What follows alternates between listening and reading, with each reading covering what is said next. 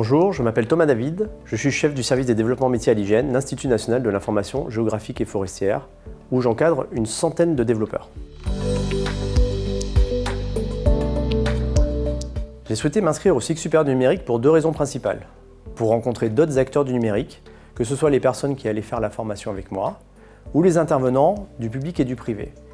Mais aussi pour refaire une passe sur l'ensemble des sujets dont certains sont traités dans ma structure, et d'en aborder d'autres plus éloignés de ma pratique. Je me suis rendu compte en faisant le CSNUM que j'ai pu atteindre ces deux objectifs, mais j'ai aussi pu découvrir des sujets qui étaient vraiment très éloignés de mon quotidien, voire que je ne soupçonnais même pas, et d'aller très loin sur certains sujets. Nous avons aussi vu des approches très innovantes qu'il est utile d'avoir en tête pour anticiper l'avenir.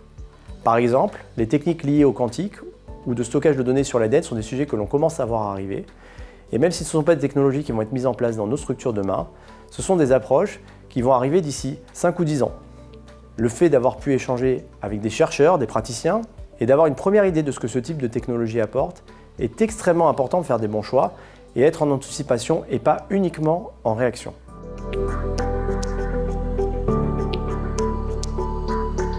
Tous les séminaires m'ont beaucoup plu, car à chaque fois nous avons rencontré des acteurs de haut niveau.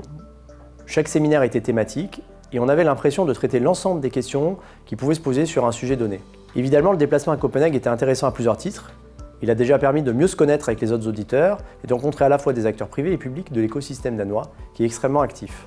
On sait que les Danois sont en avance sur ces sujets-là, et d'une certaine manière se confronter et voir toutes les réalisations qu'ils ont pu faire et de quelle manière cela a été fait est extrêmement enrichissant. Nous sommes revenus avec énormément d'idées sur la façon dont on pourrait s'y prendre en France pour aller un cran plus loin sur l'approche numérique nationale. Le cycle supérieur du numérique, ce n'est pas uniquement pour des gens qui font de l'informatique.